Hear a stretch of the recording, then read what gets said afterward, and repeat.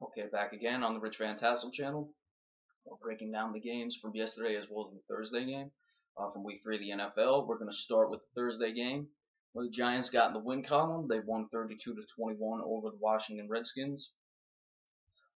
Kirk Cousins threw the ball almost 50 times. He was 30 for 49, 316 yards, a touchdown, and 2 interceptions. A lot of that was they were down, so his numbers were obviously inflated because when you're trying to come back in a game like that, you really have to abandon the running game. The Giants made a concerted effort to stop the run. Matt Jones, who had the big game the previous week, was 11 carries, 38 yards. Chris Thompson, 2 for 29. Alfred Morris really held in check, 6 for 19 yards. Altogether, there were 20 rushes for 88 yards, which is 4.4 yards per carry. But they had to abandon that because they were down early in the game. Jordan Reed and Pierre Garcon played pretty well. Reed, it looks like he's becoming Kirk Cousins' favorite target. 6 catches, 96 yards. Pierre Garcon, 5 for 64.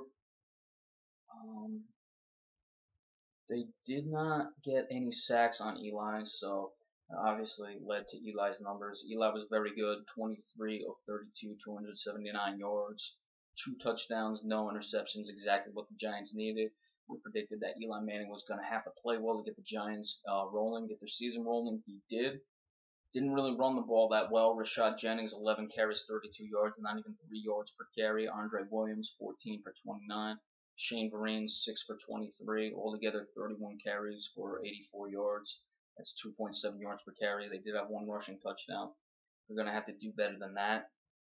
Ruben Randall had 7 catches, 116 yards, and a touchdown. Odell Beckham Jr., 7 catches, 79 yards, and a touchdown. D'Angelo Hall got hurt in this game, which really hampered the Redskins secondary.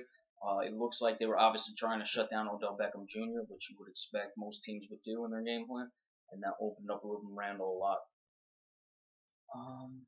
The Giants, they only had 1 sack as well, so they weren't really getting much pressure on Kirk Cousins. They did have 2 interceptions, so that served them well in the turnover department. Giants got the win. It looks like they've turned their season around, at least for now. Obviously, it's only one game, but we'll see how well they do in the future and if they keep moving on. Gonna need to run the ball more effectively, though, if they really want their season to take off. We move on to the Atlanta Falcons, who beat the Dallas Cowboys yesterday, 39-28. A lot higher scoring game than I would have expected. The Cowboys were finding the end zone early. They were running the ball very well, which I was a little shocked. Really, this was a tale of two halves. A lot is going to be made. The Cowboys were up 21-7, and they got outscored the rest of the way, 32-7. So happens it coincided with Brandon Whedon making a horrible interception towards the end of the first half. I don't know how much that really affected it. I think it was just the adjustments that were made at halftime because the Cowboys, after that interception, came right down the field and scored. The touchdown probably left a little too much time on the clock. We'll get back to the Cowboys in just a second. Matt Ryan, again, very good, 24 for 36, 285, 2 touchdowns. He was really efficient. Devontae Freeman, we said Tevin Coleman was out. He was sensational, 30 carries, 141 yards. Julio Jones, we said the Cowboys were going to have trouble with him. They did. I thought they should have double teamed him more. Again, we'll get back into the Cowboys, but he was 12 receptions for 164 yards. They did not have, or they had 2 sacks. They obviously had that interception we talked about. That was the only turnover in the game. Look, you can't deny the fact that the game turned on that interception. But again, to me, it was just the adjustments made at halftime. Brandon Whedon was 22-26 for 232 yards. I thought that they came out, however, in the second half. They tried to stretch runs, which were very effective in the first half. Obviously, the Atlanta defense made the adjustments. They were snuffing it out, and then the Cowboys did not make the adjustments. I thought Scott Linehan was outcoached, and I thought Rob Marinelli, the defensive coordinator for the Cowboys, were both outcoached. Joseph Randle, 14 carries, 87 yards, 3 touchdowns. Darren McFadden, 6 for 35. Again, they were running the ball very well, but they just weren't running that well in the second half, and Atlanta was controlling the clock. They were just going up and down the field. Reception-wise, Lance Dunbar again is becoming a nice weapon out of the backfield. 10 receptions, 100 yards. Jason Witten, 6 for 65. Terrence Williams, who's got to step up with Des Bryant, to not have a catch, so that was pretty important. On the defensive side of the ball, I don't know why the Cowboys didn't double team Julio Jones more. He was just killing them. They it seemed like they were sticking with Morris Claiborne. Played pretty well in the first half. Brandon Carr was getting beat.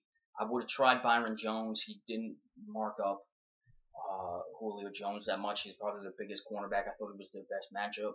He didn't, and the Cowboys lost the game. The defense really let them down, so they're going to look at this game. And I mean, with Brandon Weeden out, you get 28 points. You got, or excuse me, with Tony Romo out and Brandon Weeden starting, you're getting 28 points. You've got to find a way to win that game, and the Cowboys didn't, so they're going to be kicking themselves for that one.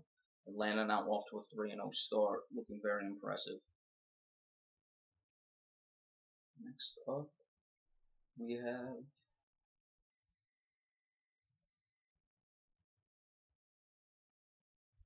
the Indianapolis Colts, who came back and beat the Tennessee Titans. Looked for a while like Indianapolis was going down to 0-3. Andrew Luck, 18 of 30, 260 yards, 2 touchdowns, 2 interceptions. He has to do better in the turnovers. We talked about that. I think that they were playing a better team. They would have been 0-3 yesterday. Frank Gore, 14 carries, 86 yards. So they did run the ball, which we talked about in the game picks that they needed to do. It obviously didn't help that much with the turnovers, but Tennessee was winning for a lot of this game, so Indianapolis had to throw the ball more. Ford did have 2 touchdowns for the receivers. T.Y. Hilton, 4 receptions, 94 yards. He was their top receiver. They had 3 sacks and 2 interceptions, both by Dwight Lowry. For Tennessee, Marcus Mariota, 27 of 44, 367 yards, 2 touchdowns, 2 interceptions. I don't really like seeing a rookie throw the ball that much. Running the ball, Antonio Andrews, 12 for 49, 4.1. That's pretty good. And since they had the lead for a lot of this game, would like to see them run the ball more. Overall, 27 carries, 88 yards. So it's 3.3 yards per carry, not great. Kendall Wright, 7 receptions, 95 yards, had a touchdown. Delaney Walker, 7 for 68. On the defensive side of the ball, 3 sacks, and they did have the 2 picks of Andrew Luck. So Tennessee's got a lot of learning to do. They're going to have to learn how to win these games against quality teams. You expect that from a young team. Indianapolis, going to see if they can get rolling. They still have a lot of cleaning up they need to do, especially in the turnover department.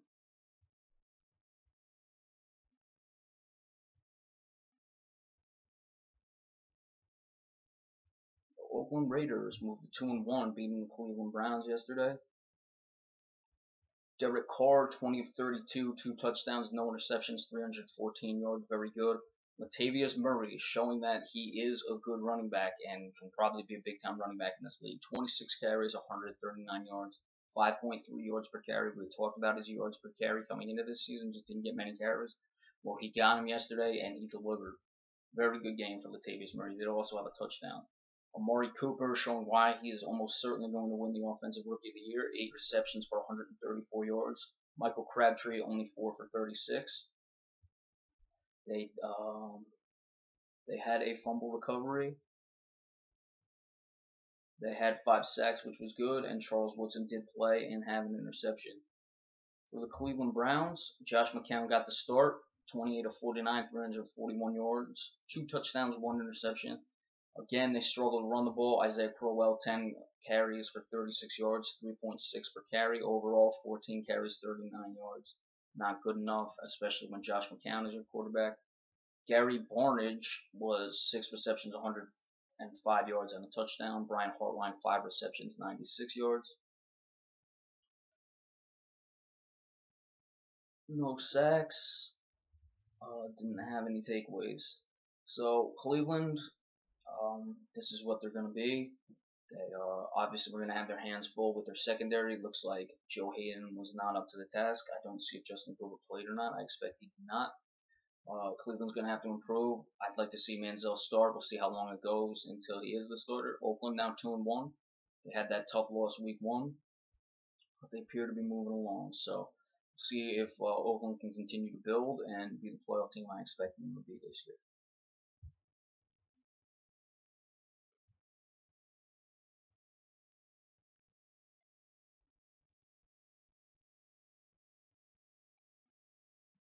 Cincinnati Bengals got the win over the Baltimore Ravens. Baltimore I thought was going to come back and get the win as we discussed in the game picks. Find a way. They did not. Cincinnati's really looking impressive this year. Andy Dalton, 20 of 32, 383, 3 touchdowns, 1 interception. Giovanni Bernard was a top rusher, 13 for 49. Jeremy Hill had 12 for 21 overall, 31 rushes for 86 yards and a touchdown, but that's only 2.8 yards per carry. You got to be better than that. AJ Green was a monster yesterday, 10 receptions, 227 yards, 2 touchdowns. You would expect more from Jimmy Smith on the other end.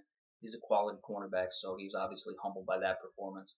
Marvin Jones, 5 receptions for 94 yards. Now, AJ Green will do that to guys. He's a sensational receiver. Could be the best in the league. I certainly wouldn't argue that, though I think it's Dez Bryant when healthy. But you got to wonder, Jimmy Smith is much better than that, especially for a guy his size. The defensive side of the ball didn't have any sacks, especially with that good defensive line. So the Baltimore offense obviously made a concerted effort to shut that defensive line down.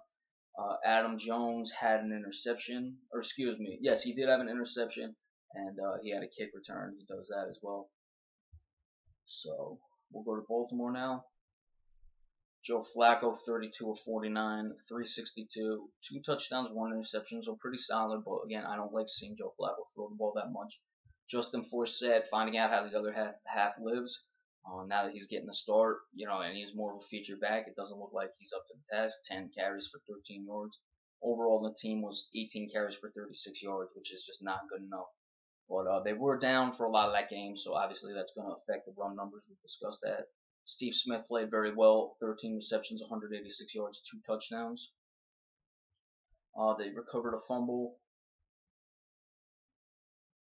had 2 sacks, but no interceptions, so they're going to need more from their defense as well. Baltimore now 0-3. It's a veteran team. If there's a team that can come out of an 0-3 hole, it would be the Baltimore Ravens. We'll see what happens, though. They're not showing much of anything. A lot of inconsistencies. Their offense plays well. Defense doesn't play well. Defense plays well. Offense doesn't play well. Sometimes it's game to game. Sometimes it's quarter to quarter. Sometimes it's series to series with this team. So they're going to have to figure it out and show their veteran savvy and try to dig themselves out of the 0-3 hole. The Bengals are 3-0, so they're down 3 games to the Bengals. The Ravens are. The Patriots against the Jaguars.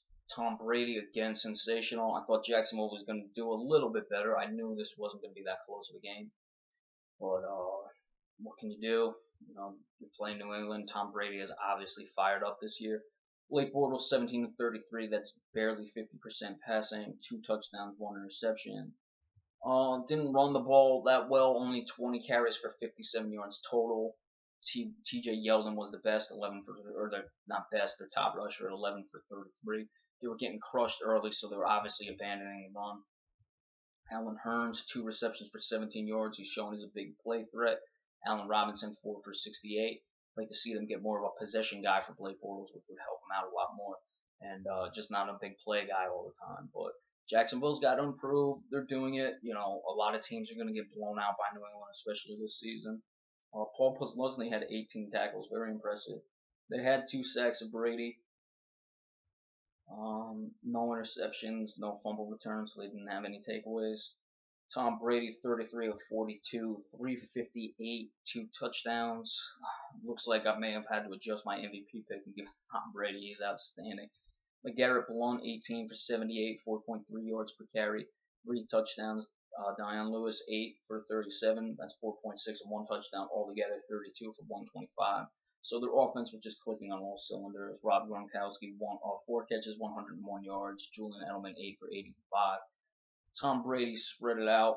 Obviously, he was 38 completions for 358 yards. He used 9 total receivers he got. That's what Tom Brady does. That's what makes him sensational. They had 2 sacks, 1 interception. So they played very well. New England is looking sharp this year. Jacksonville, obviously the improvement's got to be there. You don't want to lose games that badly, ever. I expect them to lose, so I wasn't surprised. But they got to improve. Just got to be patient with this Jacksonville team. I think they're making the right steps. Again, we discussed this could happen to a lot of teams when you play the New England Patriots. The New Orleans Saints dropped to 0-3. No Cam Newton yesterday. or excuse me, no Drew Brees yesterday. Cam Newton did play. Luke McCown was actually very good, 31-38 for 310 yards, but no touchdowns and one interception. Didn't really run the ball that much. Mark Ingram, 14 carries for 50 yards. C.J. Spiller, only 1 carry for 4 yards. Overall, 24 carries for 70 yards, 2 touchdowns, but that's a 2.9 yards per carry. Got to be better. Brandon Cooks did go, 7 catches for 79 yards. 1 sack only. Cam Newton is a hard quarterback to get to the ground, but you got to get pressure to win in this league. No interceptions and no fumble recovery, so they didn't have any takeaways, which is gonna hurt. The more takeaways you get, the more likely you are to win. Cam Newton, 20 of 31, 315, 2 touchdowns, no interceptions. Very good game for Cam Newton. Jonathan Stewart, 14 carries for 52 yards. Cam Newton, 7 rushes for 33 yards, altogether 30 for 119. They have it listed as 4 yards per carry. We know that 4 yards per carry would be 30 for 120, but they rounded it up. 1 touchdown. As far as the receiving, Ted Ginn Jr. is playing very well. I didn't fancy him much as a receiver, more of a kick returner, but 4 receptions for 93 yards. Greg Olsen was very impressive, 8 catches for 134 yards, 2 touchdowns. They recovered a fumble, and they had an interception, so they had 2 takeaways and plus 2 in the turnover differential. New Orleans, they have Dallas coming in next week, so it doesn't get any easier for them. Carolina now 3-0. I'm a bit surprised. I thought with the Kelvin Benjamin injury they'd struggle, but Cam Newton's really putting this team on his shoulders. New Orleans, a lot of question marks. I'm wondering if this team is really starting to, die off from where they were a couple of years ago, especially with that Super Bowl championship. And, it happens to teams. Sometimes, you have to bottom out, and this could be it. But see if they can turn their season around. They're 0-3. The Eagles against the Jets. Now, we'll start by saying a lot will be made about the Brandon Marshall boneheaded play. It was boneheaded. There's no 2 ways about it, trying to lateral that ball. I watched the play. I thought that the ball did come out before he was totally down, and certainly was not worthy of overturning. But frankly, you make a boneheaded play like that, you don't deserve to get the ball back. However, with that being said, I think Ryan Fitzpatrick really struggled. We discussed that. We'll get into the Jets more, and we'll discuss Ryan Fitzpatrick. We'll go over the Eagles. Sam Bradford, 14 for 28, 118 yards, a touchdown, so he wasn't very impressive. Ryan Matthews, 25 for 108. That's good. Darren Sproles, 11 for 17. Altogether, 39 carries, 123 yards. Jordan Matthews, 6 receptions for 49 yards, was their top receiver. They only had 1 sack, so the Jets' offensive line did very well against the quality Eagles' defensive line. Another thing that did the Jets in was the Darren Sproles punt return for a touchdown. So the Jets really shot themselves in the foot yesterday. Ryan Fitzpatrick did have 3 picks. Again, he's not at fault for the Brandon Marshall play. I thought there were a lot of throws he was missing, and we've discussed Ryan Fitzpatrick. For every game he'll win you, he'll lose you at least 2. Yesterday was one of those games. Geno Smith, I believe, was active, so I expect him to start now, and the Jets can still be fine, but you've got to get Ryan Fitzpatrick off the field if you're a Jet fan. I'm sorry, this guy is not a quarterback that's going to take you places. Overall, he was 35 of 58, 283 yards, 2 touchdowns, 3 interceptions. Didn't run the ball very well. Bilal Powell, 10 rushes for 31 yards. They got down early, so they had to throw. Brandon Marshall, besides that play, was 10 receptions for 109 yards, 1 touchdown. Quincy Enunwa had 5 receptions for 50 yards. So they were throwing the ball pretty well, but there were plenty of incompletions. The interceptions, Ryan Fitzpatrick was just not good yesterday. So, again, the things that really did the Jets in were the punt return for a touchdown, as well as the Brandon Marshall fumble on the lateral, which led to the points. But if Ryan Fitzpatrick's playing like that, it doesn't matter. You're not going to win many games. The Jets did have 1 sack, no interceptions, and they did not recover any fumbles. I thought they should have recovered 1 from remember watching the game, but no takeaway. So bad in the turnover department, just a sloppy, terrible game by the Jets yesterday. They, it's kind of the same old Jet statement. So we'll see if they turn it around. Todd Bowles, no nonsense guy. I expect he will. But they're gonna have to move on, and obviously, I'd like to see Geno Smith start. I think you got the 2 wins out of Ryan Fitzpatrick, and you want to minimize it at the 1 loss. So, counting my blessings, I got the 2 wins, and I move on if I'm the Jets and back to Geno Smith. The Houston Texans got on the win column 19-9 yesterday. Again, their defense has finally showed up, but it looks like their offense is struggling. We'll go into their offense in just a minute. Jameis Winston under 50% passing, 17 for 36, 261, a touchdown and interception. Doug Martin was not very good, 14 for 46. They need more from him. Mike Evans had a solid game, 7 receptions, 101 yards. Lewis Murphy, a guy who has talent, 3 receptions for 61 yards. He's a game breaker, so the 20.3 yards per reception is something you'd expect from Lewis Murphy. They lost 2 fumbles. They did not have a sack and had 1 interception. Houston. Ryan Mallett, efficient, 24-39, 228 yards, 1 touchdown, 1 interception. Alfred Blue stepped up in the absence of Arian Foster. They needed that. 31 carries, 139 yards, and a touchdown. That's 4.5 yards per carry. DeAndre Hopkins did go and played well. 8 receptions, 101 yards for 1 touchdown. Cecil Shorts had 6 receptions for 58 yards with their top receivers. They lost 2 fumbles. Did not have a sack, so I'm really surprised with that pass rush. That maybe I overhyped them, but I would expect a lot more with the players they have to rush the passer. Only 1 interception, so it appears they lost the turnover differential, but still found a way to win. Against a better team, they likely would have lost that game. Houston on the win board. Again, I had them as in the playoffs at the beginning of the season, so we'll see if the springboards them. You can't lose games to Tampa Bay if you want to have any aspirations of making the playoffs. So it wasn't pretty, but they found a way to win, and they take it from there. And let's see if that gets Houston rolling. The Minnesota Vikings, quite impressive yesterday over the San Diego Chargers. I was watching bits and pieces of this game. There were a lot of Vikings fans where I was watching it. You would think they were losing the way they were reacting, but the Vikings were quite impressive. Philip Rivers got hurt. He was taken out of this game beforehand. Before he was taken out, he was 21 to 34, 1 touchdown, 1 interception. Melvin Gordon, 14 carries, 51 yards, 3.6 yards per carry. Not very good, but not poor either. They got down, so that's why their running numbers kind of decreased. Overall, 28 carries for 90 yards. It's only 3.2 yards per carry. Keenan Allen had a very good game, 12 receptions, 103 yards for 2 touchdowns. Malcolm Floyd, 4 receptions for 63 yards, no touchdown, excuse me. So Philip Rivers likes his big target, his big receivers. They did not have any sacks, had 1 interception. From Minnesota, Teddy Bridgewater, 13 of 24, 121 yards and an interception. Adrian Peterson, again, showing why he's as great of a player he is. 20 carries, 126 yards, 6.3 per carry, 2 touchdowns. Now, we've discussed we would like to see Teddy Bridgewater be given a little more range and freedom and flexibility in that play calling system with Norv Turner.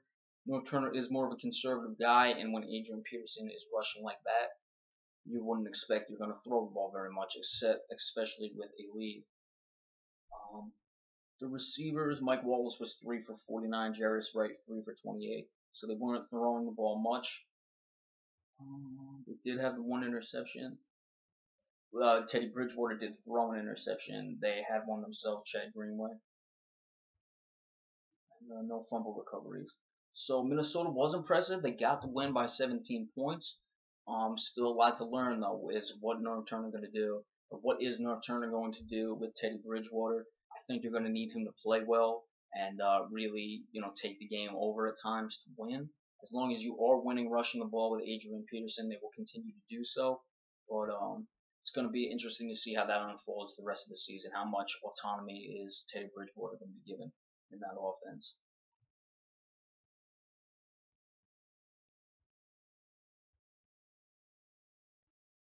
Steelers beat the Rams 12-6 in a low-scoring game.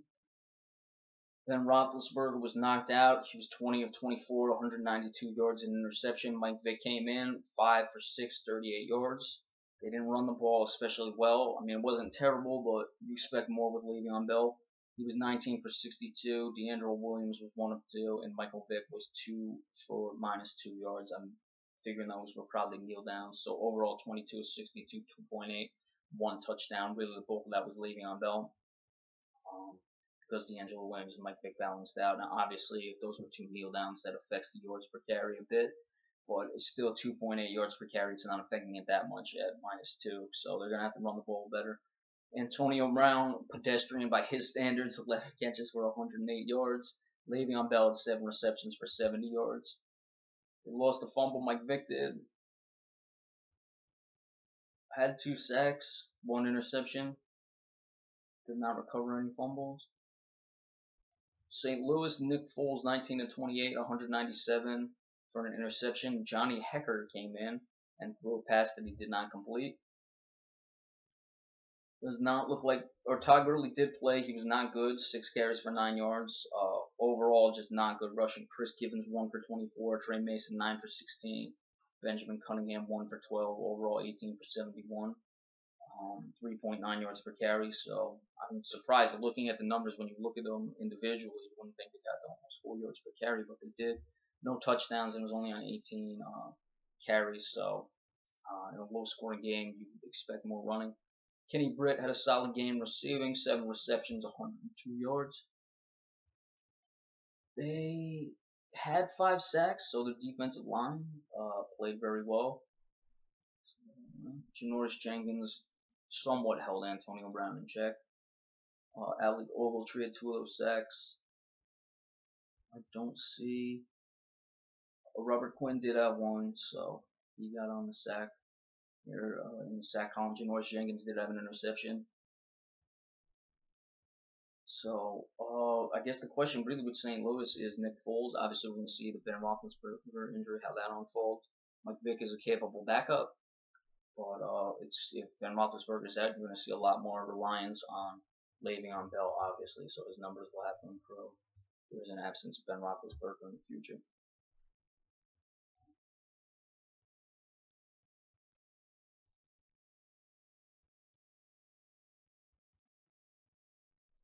The 49ers got bludgeoned again yesterday, 47-7. Arizona's looking very impressive. Colin Kaepernick, awful, 9 for 19, 67 yards, 4 interceptions. Not much you can say about that, but bad. Carlos Hyde, 15 for 51. Colin Kaepernick, 7 rushes for 46 yards, had a rushing touchdown. Altogether, 29 for 103 in the rushing department. Obviously didn't throw the ball particularly well. Garrett Selleck was the leading receiver, 3 receptions for 29 yards. They lost a fumble.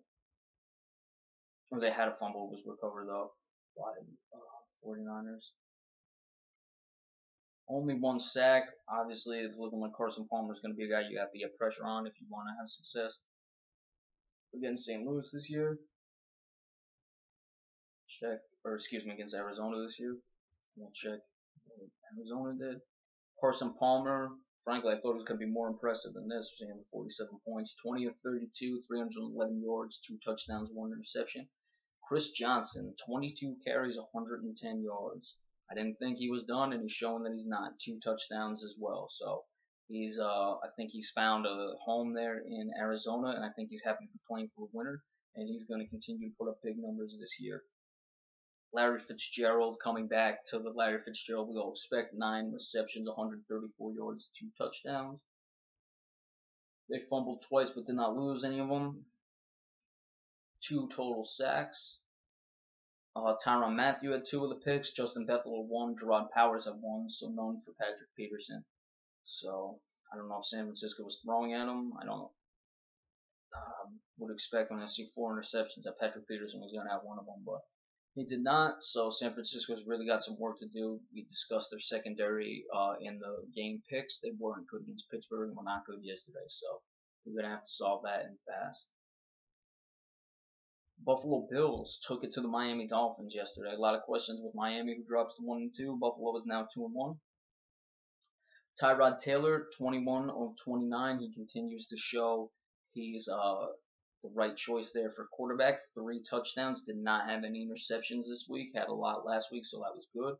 Rushing, Carlos Williams, 12 for 110. That's 9.2 yards per carry. Very good. 1 touchdown. Sean McCoy, only 11 for 16. Overall, 34 for 151. 4.4 yards per carry. Tyrod Taylor did rush 3 times for 12 yards.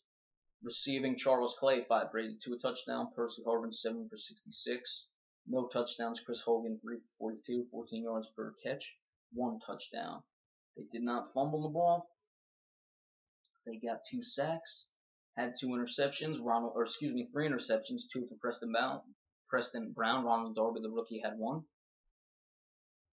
For Miami, Ryan Tannehill, 26 of 49, 297, 2 touchdowns, 3 interceptions. Running the ball, Jonas Gray was their top rusher, 9 for 49, 5.4 yards per carry. Lamar Miller, 7 for 38, 5.4 yards per carry. Overall, they ran the ball 20 times for 102 yards. That's 5.1 per carry, but obviously it came in a bad loss of 27 points. So it really doesn't matter that you're running for 5.1 yards per carry when you're getting beat like that. Rashad Matthews was their top receiver, 6 receptions, 113 yards, 2 touchdowns. No sacks, no interceptions, so they didn't have any takeaways, so they were beaten pretty bad in the turnover department. Miami, a lot of expectations from within the locker room coming into this year. I didn't expect much from them, and they're playing like the Miami Dolphins I've come to expect, a team of underachievers. Buffalo, they're going to have to find a way to beat New England eventually, but they should be in the running for that division, especially if Tyrod Taylor continues to improve. So we'll see how that goes the rest of the way, but Buffalo is looking very good, and they should be right in the playoff mix come the end of the season. And as expected, the Seahawks trounced the Chicago Bears through a shutout yesterday, 26 to nothing. For the Bears, Jimmy Clausen, not good, 9 of 17, 63 yards. Didn't throw an interception, but didn't do much of anything. Matt Forte, 20 carries, 74 yards. Overall, 27 for 98. That's 3.6 yards per carry. Receiving with those numbers for Jimmy Clausen, you're not going to expect much from the receiving department. Looks like Eddie Royal was the best at 3 receptions for 17 yards. So that tells you the Legion of Boom came out angry. Whether they're back, that will remain to be seen. But they certainly had the number for the Bears yesterday. They did have 4 sacks. Chicago did. No interceptions. For Seattle, Russell Wilson, 20 of 30, 235. 1 touchdown, no interception. Thomas Rawls got the bulk of the running. I guess Marshawn Lynch injury was more serious than expected. He did play, but he only rushed 5 for 14 times. Thomas Rawls, aforementioned Thomas Rawls, 16 of 104, 6.5 yards per carry. Russell Wilson, 6 of 28, so very good. Overall, 29 of 159, 5.5 yards per carry. Jimmy Graham played well, 7 receptions, 83 yards, 1 touchdown. Jermaine Kearse, 6 for 76, that's solid. Only 2 sacks. The Legion of Boom did not have any interceptions, but they were probably hitting and just covering everyone. That's why Jimmy Clausen's numbers were so bad. So Seattle, I knew they were going to win big, and they did. We'll see how they continue to move forward the rest of the season. Too good of a team to stay mired in mediocrity too long, so I expect them to really take off from here. And the Sunday night game, the Broncos, another ugly win, but a win is a win nonetheless. And on the road, it's even more impressive. They moved to 3-0. They won the game 24 to 12. Peyton Manning, 31 of 42, 324 yards, 2 touchdowns, 1 interception. They did not run the ball particularly well. C.J. Anderson, 8 for 18, 2.2 yards per carry. Ronnie Hillman, 7 for 13, 1.9. He did have a touchdown. Overall, 19 for 41, 2.2 yards per carry. So, again, this team has not looked sharp, but they're 3-0, so Denver looks very dangerous. They can keep winning games before they figure it out. Demaryius Thomas, 9 for 92 and a touchdown. Emmanuel Sanders, 6 receptions for 87 yards. So they threw the ball very well. They did recover a fumble and lose a fumble. Had 4 sacks and 2 interceptions. Detroit drops to 0-3. Matt Stafford, his turnovers are really becoming an issue. 31 of 45, 1 touchdown, 2 interceptions. Amir Abdul was their top runner at 8 for 23. Overall, 19 for 28, 1.5 yards per carry. They had to be better. They only had 1 touchdown that came from Jordan Bill. Calvin Johnson, pedestrian, 8 for 77, pedestrian for Calvin Johnson. Theo Riddick was 8 for 66. They lost and recovered a fumble as well. Only had 1 sack. We discussed that. You got to get pressure on guys like Peyton Manning. It's the only way you're going to beat them. Glover Quinn had an interception. So again, we discussed Denver. They're 3-0, and I have to assume they're going to iron out the rest of these wrinkles in the offense soon enough and really get rolling. Could this be what they're in store for as a poor offense the rest of the year? Anything's possible, but I would expect they get it figured out. Detroit got to cut down on the turnovers. They're 0-3, so they really got to figure out what's going wrong and try to come out and get their season started fast. So that's it for the games yesterday. We will break down the game tonight between the Chiefs and the Packers a little later on. So stay tuned for that, and we'll see you later today.